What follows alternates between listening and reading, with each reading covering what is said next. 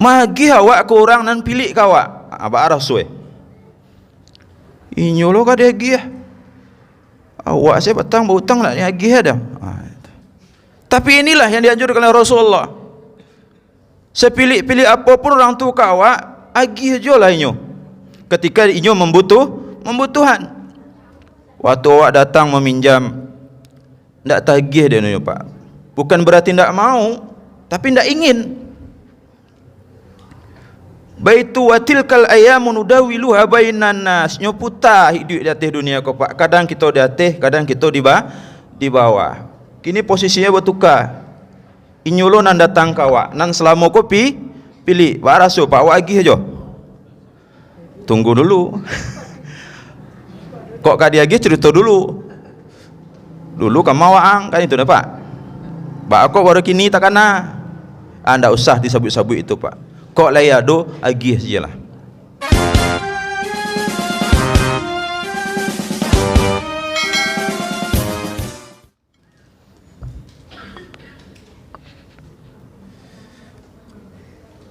Bismillahirrahmanirrahim. Assalamualaikum warahmatullahi wabarakatuh.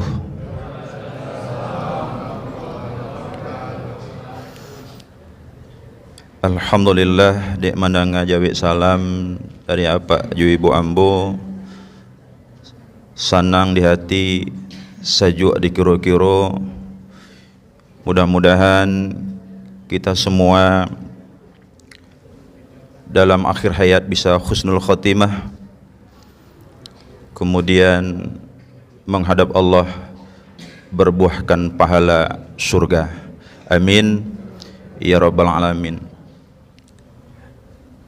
Dek salam ko bapak jo ibu merupakan ciri khas kita sebagai umat Islam, dan salam tidak sekadar ucapan atau kalimat biasa yang diucapkan, tapi bermakna doa.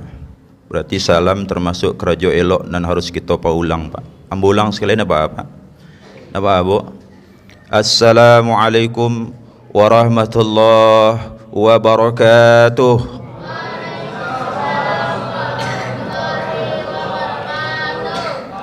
Rasul di Masjid Muhajirin kinambo pak. Alhamdulillah.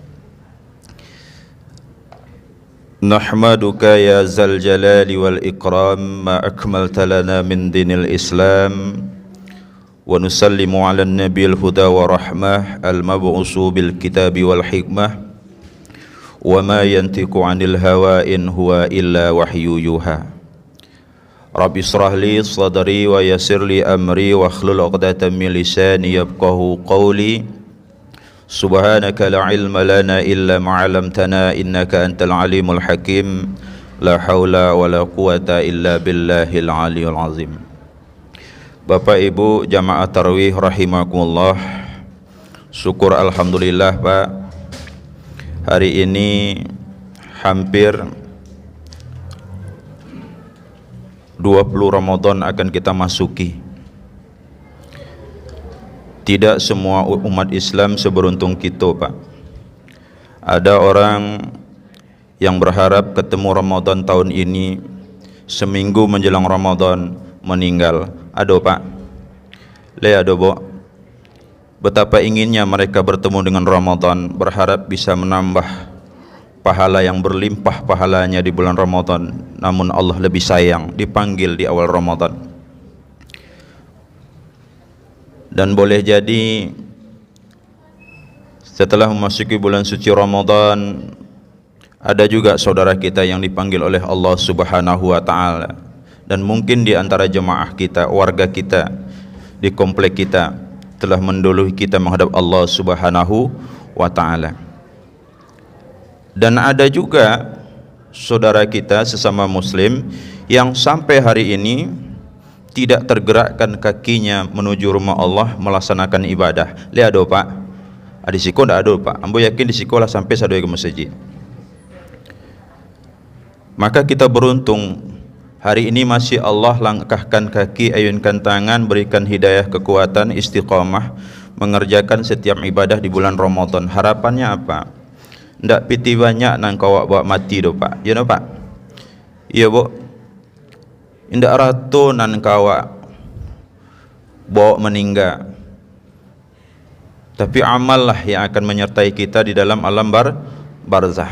Makanya apa ibu Rasulullah ingatkan, ada 3 hal yang sulit kita lakukan apa ibu, tapi ketika kita mampu melakukannya, insya Allah kita akan selamat dunia dan bahagia nanti di akhirat. Urusan dengan Allah mudah pak, mudah. Ketika masuk muda kita lupa beribadah, Ramadan tak Ramadan sama saja. Tapi ketika di usia tua dia sadar, insaf, seraya tobat kepada Allah Subhanahu wa taala, memperbaiki kesalahannya, memperbanyak ibadah, meninggal husnul khotimah pak, diampuni Allah Subhanahu wa taala. Meskipun awalnya banyak dosanya, ketika dia mau meminta ampun kepada Allah Subhanahu wa taala, Allah pasti akan ampuni. Tapi urusan dengan sesama manusia, hablum minan nas gitu kok apa aja ibu, tidak selesai hanya dengan meminta ampun kepada Allah Subhanahu wa taala. Kok terkait materi selesai sebelum kita meninggal pak. Iya tuh pak, hutang piutang pak, kok tak itu awalnya hutang piutang kok kan hukumnya mubah pak, boleh saja kita berhutang ketika kita membutuhan. Namun ketika kita bisa menghindari, kita hindari pak. Pak kok tak itu ana dek karena hutang itu bisa memutus silaturahim pak. Dek gara-gara hutang tidak bersapuan banyak. Iya toh bu? Iya pak. Boleh jadi kita pernah dalam posisi itu. Kok orang nambah hutang tu pak kecak orang gaya awak lunak gigi daripada lidah. Tapi bila kita meminta sesuai dengan kesepakatan awal, rasa kita nambah hutang, apa itulah kira-kira pemutus silaturahim. Namun apa aja ibu, ingat kata Rasulullah, 3 hal yang sulit kita lakukan, tapi ketika kita lakukan, insya Allah kita mudah hidup di dunia dan apalagi nanti di akhiratnya Allah. Yang pertama silman qata'an, mempailoan hubungan ke orang nan indah amu menyapu awak. Itu pak, mempeloan hubungan ke orang yang indak bailoan kawak pak. Sulit tak? Sulit pak. Awak saponyo anyong se bersobok mengindah di belakang awak bagunjiang, terdengar dia awak kadi pangalai pak. Ujung-ujungnya kau ndak talok dia awak basi banak le pak, basi cakak, basi hantam. Kalau ada sesama muslim berkelahi pak, kata Rasulullah, bunuh-bunuhan umpamanya, nanti meninggal nanti indak dulu masuk neraka pak. Begitu ngerinya orang yang indak berpeloan. Maka kata Rasulullah, peloan hubungan awak kok kurang yang indak menyapu awak. Kalau orang yang ilok kawan tak usah dipeloan le pak, ini ilok surang tu. Iya tu bo. Akini mari kita resek tapi kain awak surang, jangan cok meresek tapi kain orang. Tanya selera awak. Rasa-rasa andu ndak orang yang ndak suku kawak, datangi rumahnya pak, tapi jangan bawa ladiang. Datangi dia, sentuh hatinya, meskipun kita terluka. Itu yang pertama. Apalagi di bulan suci Ramadan. Jangan sempat ibadah kita di bulan Ramadan, kata Rasulullah, bu'dan liman adraka Ramadan falam yughfar lahu. Celakalah orang yang mendapat di bulan suci Ramadan, bahkan selesai Ramadan sekalipun, akan tetapi dosa-dosanya tak ada yang diampuni Allah sama sekali. Apa sebabnya? Boleh jadi itu tadi Bapak Ibu, awak ndak amuju mempeloan hubungan baik ke orang yang indak bailok kawak. Malah ada sengaja, kok ndak tibonya kamu ndak kamu maafkan doh. Wak tunggunya tibo pak, bila tibonya. Itu yang pertama. Yang kedua, wa'atiman haraman, magih koranan pilih. Inyo pilih kawak apa? Bahutang saya ndak muat dah. Jangankan magih gratis, bahutang awak kenyo pak bayanji awak indak juga mau hutang tu. Piti banyak. Ada orang tak itu pak. Kalau ingin can adu pasti pernah butang tu. Magi awak ke orang nan pilih kawak. Abak arah suwe. Inyo lo kada agi awak saya batang berhutang nak agi dah. Tapi inilah yang dianjurkan oleh Rasulullah. Sepilih-pilih apapun orang tu kawak, agi aja lah inyo. Ketika inyo membutuhan. Waktu awak datang meminjam, ndak tagih dia inyo pak. Bukan berarti ndak mau, tapi ndak ingin. Baitu wa tilkal ayyamu nudawiluha bainan nas. Nyo putar hidup di atas dunia ko pak. Kadang kita di atas, kadang kita di bawah. Kini posisinya bertukar. Inyo lo nan datang kawak, nan selama kopi pilih. Pak rasu pak awak agih aja. Tunggu dulu. Kok kadi agih cerita dulu. Dulu kamu awak kan itu dah pak. Pak aku baru kini tak kena. Anda usah disabut-sabut itu pak.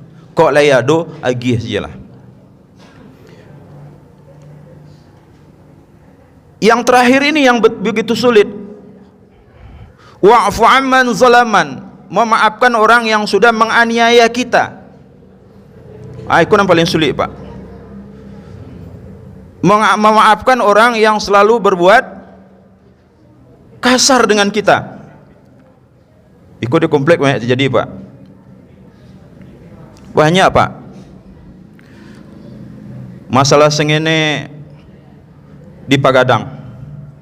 Masalah kadang di Pagadang lo balik ya. Ndak selesai secara kekeluargaan, lapor ke polisi. Baik itu kita hari ini apa aja ibu. Padahal Rasulullah sudah memberikan wanti-wanti dia awak. La yadkhulul jannah qati'un, tidak akan pernah masuk surga orang nan ndak berpailoan sesamanya. Tidak akan pernah masuk surga orang yang memutus hubungan silaturahim. Jadi mohon bana bapak jo ibu, kalau lay ingin rasanya Ramadan kita barakah, kok beradik kakak awak kini yo bak kecik orang tua juga seciuk bayam sedan ciang bak basi. Ya tu pak.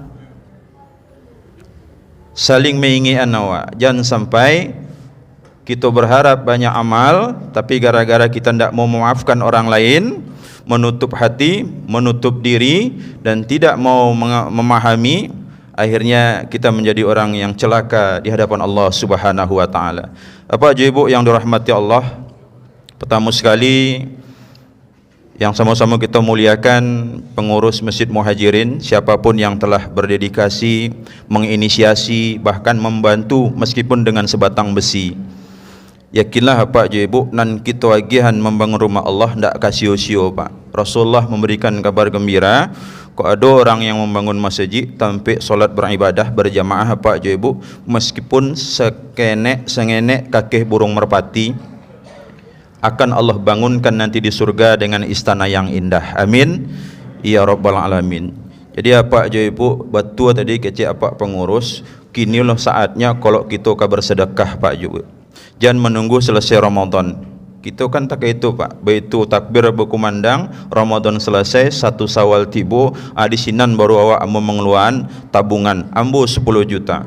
Ambo 2 juta. Boleh Boleh, tak salah pak.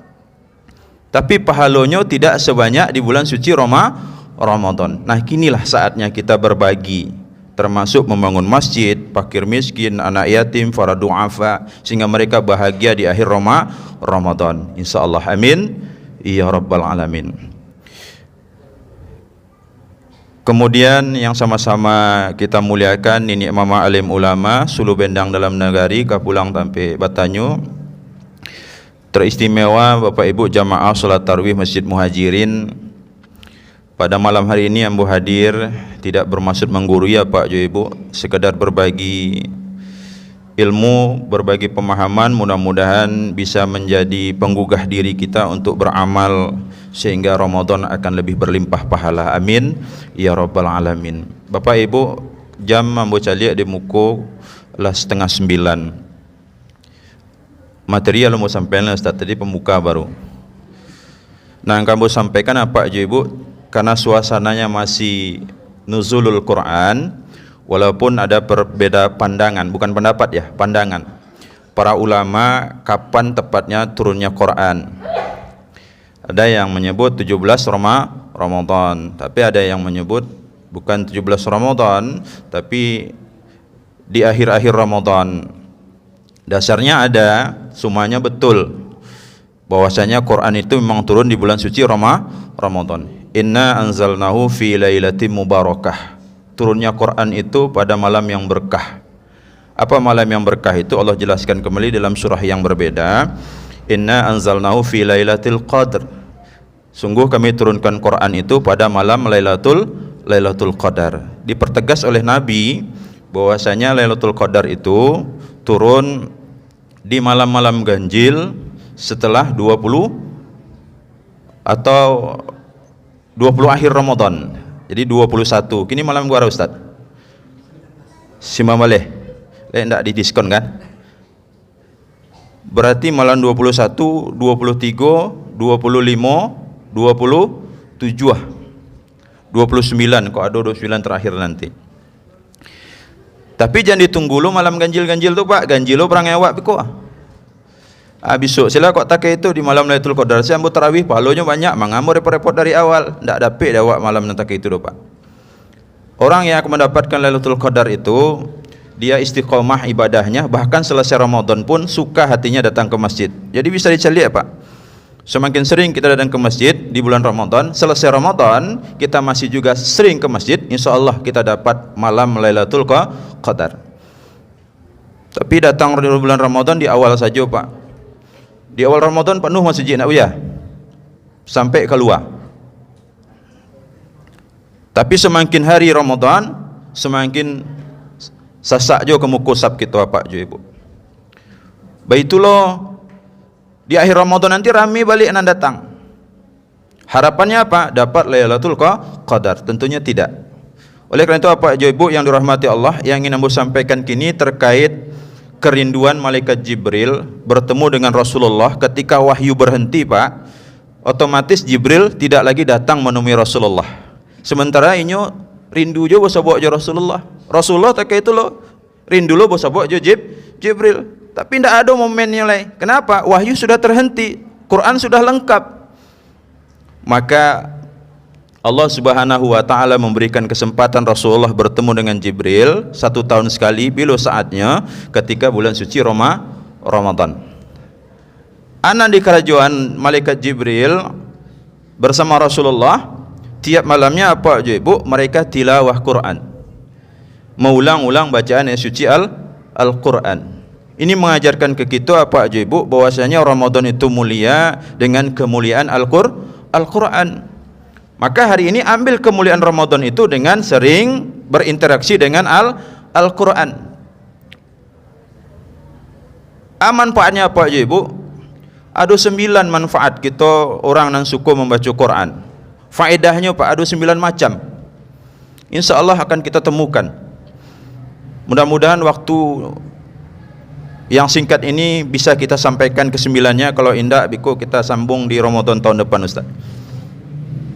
Pertama apa aja Ibu yang dirahmati Allah? Orang yang suka membaca Quran,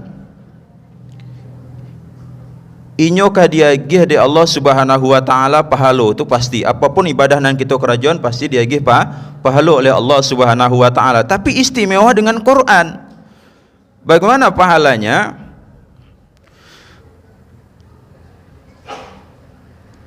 Siapa yang membaca satu huruf dari Quran, Allah beri kita satu kebaikan. Wal hasanatu asru amsalihha. Nan satu itu dilipik oleh Allah pahalanya menjadi 10 kebaikan. Ulama menjalihan apa aja Ibu? Yang mendapat pahala 10 kok orang yang membaca Quran tanpa memegang mushaf.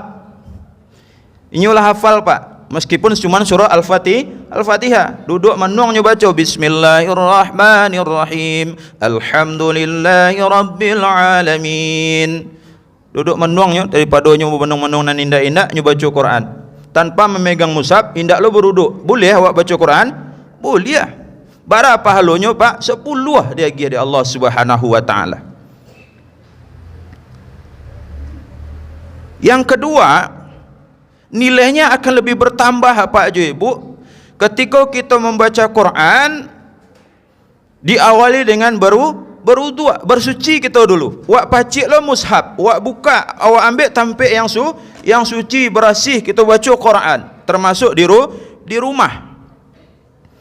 Ketika kita baca Quran, maka Allah Subhanahu wa taala akan berikan satu huruf yang kita baca Pak Ju Ibu, ndak nilainya 10 lah doh. Ba tu dia awak lah berwudu. Wak pacik lo mushaf, maka Allah Subhanahu wa taala akan memberi kita 25 nilai kebaikan Pak. Bahkan nilainya akan lebih bertambah lagi Pak Ju Ibu ketika kita membaca Quran itu dalam keadaan suci, kemudian kita sholat, di dalam sholat kita membaca ayat suci Al-Quran, termasuk surat Al-Fatihah, termasuk membaca ayat, maka nilainya akan lebih sempurna. Diagih di Allah Subhanahu wa taala 50 kali lipat apa je Ibu. Itu di luar bulan Ramadan. Di dalam bulan Ramadan tentunya akan berpuluh-puluh kali lipat, apalagi bertemu dengan malam yang berkah yang disebut dengan malam Lailatul Qadar. Mari kini apa je Ibu, awak tanya diri awak surang, kinilah malam nan ke-9 balik. Ya ndak Ustaz? Kira-kira Pak, kira-kira rasu-rasuan diri awak, sudahkah kita baca Quran apa belum? Ya Pak ya, awak tanya dulu diri awak masing-masing Pak. Kalau belum, berarti kita termasuk orang yang rugi. Kesempatan emas di bulan Ramadan yang pahalanya luar biasa, tak satu hari pun, tak satu malam pun kita mampu memegang Quran dan membacanya. Wak calik anak awak Pak Jo Ibu, ndak usah awak mencalik kenan jauh, condong kenan dakik sila Pak Jo Ibu. Mana nacok awak calik anak awak memacik Quran daripada memegang handphone? Bu, mana nacok Pak? Macik Quran, macik HP Pak. Itu ibu nang cek Pak, faktanya tak kayak itu, karena ibu banyak di rumah Pak, jarang. Ba kok tak kayak itu Bu? Iyo jo cek orang gaya awak Pak. Buah jatuh ndak jauh dari batangnya. Ba kok anak awak acok macik HP, dek amanyo macik HP lo. Ndak usah diyuan Bu mangguk salah. Hari ini kita sedih, bangun tidur ketika dilihat HP tidak ada. Oh sibuk Pak, alam buat sumuko oleh HP dicari.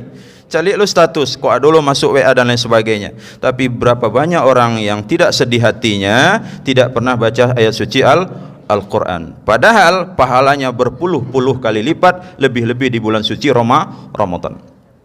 Yang kedua, kode adu 9 Pak, jam jona membatasi awak kita ke solat tarawih. Yang kedua, membaca Quran dapat menenangkan hati. Alladzina amanu wa tatma'innul qulubuhum bi zikrillah. Ala bi zikrillahi tatma'innul qulub. Allah tegaskan dua kalimat yang sama dalam ayat yang sama Pak Jo Ibu. Bahwasanya orang-orang yang beriman itu hatinya akan tenang, tentram, senang, bahagia ketika dia sering membaca ayat suci Al-Quran. Karena membaca ayat suci Al-Quran bahagian dari cara kita berzikir mengingat Allah Subhanahu wa ta'ala. Betul lah Pak Jo Ibu. Apapun keadaannya, sedih baca Quran, tenang hati enggak Pak? Tenang. Apalagi bahagia baca Quran, senang. Makanya banyak apa Jo Ibu yang dirahmati Allah, ketika ada don sanak kita meninggal, kemanakan ke rumah mamak-mak, batu amak lah meninggal, pinjam mambu Quran lu. Deh, kecik mamak tiba alai. Kemanakan tiba minjam Quran tak dia gih Pak? Pasti dia gih. Aku bawa lah. Begitu dibawa dia kemanakan ke rumah, amak lah terbujur di atas rumahnya Pak. Lah ditutup di kain panjang. Datang mamak kesinan berharap anak baca Quran. Kemanakan baca Quran, ternyata tidak. Kemanakan sibuk menangis Pak, mengusap air mata berkali-kali, Quran diletakkan di atas kepala si Semayik bagi bantah sengenek. Acok kita mendapati takai itu apa aja ibu? Sering. Kira-kira berguna tak Quran yang diletakkan tadi? Tak berguna apa aja ibu. Quran yang bertuliskan mushaf itu kalau cuma diletakkan saja tak ada gunanya pak. Apalagi Quran dijadikan jimat. Oh letakkan di sudut sinan tu bergantung di sinan tak akan masuk setan dari sinan tu. Tak ada ceritanya pak. Quran akan berguna ketika kita baca. Quran akan bermanfaat ketika kita pelajari. Quran akan memberikan faedah yang luar biasa ketika kita amalkan apa yang dalam ayat suci Al-Quran. Oleh karena itu apa aja ibu, kok rasa-rasanya hati kini tidak tenang, tidak tentram dengan berbagai macam persoalan, maka dekatilah Quran. Allah akan memberikan ketenangan. Amin ya rabbal alamin. Yang ketiga, Quran menjadi obat. Yo jo pak. Ada orang menyabik ustaz, yo bek bana dia ambu Quran ko pak tu pak. Kalau lah baca Quran ambu terkaluk sekali. Mengantuk tiba pak. Bukan itu persoalannya, tapi memang betul. Bahasanya kami turunkan Quran itu bagi orang-orang yang beriman sebagai obat. Betul pak. Faktanya diteliti, air Zam-Zam pak yang ada di Makkah molekulnya berbeda dengan air di luar Makkah. Bahkan air yang ada di luar Makkah dengan air Zam-Zam pun berbeda molekulnya. Secara ilmiah luar biasa.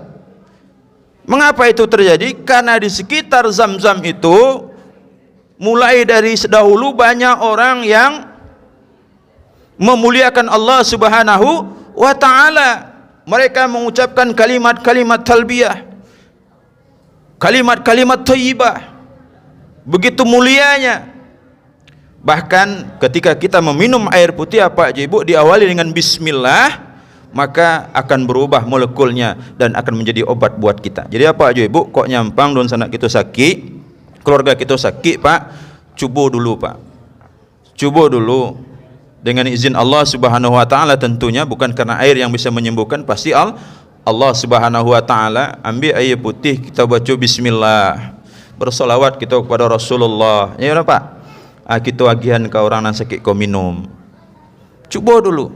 Kenapa? Quran itu menjadi obat. Jangan direndam lo, diambil lo Quran sengenek pak. Kemudian direndam di air tu, minuman sehat ni ndak, mati mau mak. Banyak kini apa aja ibu orang mau ambil pakai tulisan Quran pak.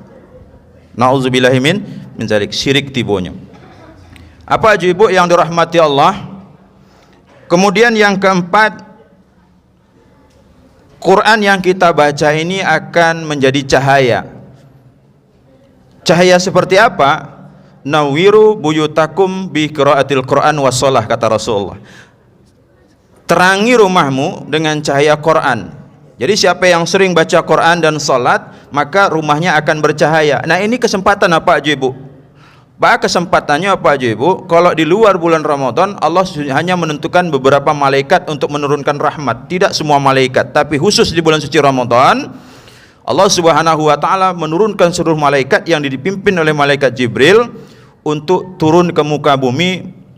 Ngapain mereka? Menebarkan rahmat Allah Subhanahu wa ta'ala. Tanazzalul malaikatu warruhu fiha biizni rabbihim min kulli salamun hiyahat matla'il fajr. Sampai terbit fajar, kerja malaikat mengapaju membagi rahmat.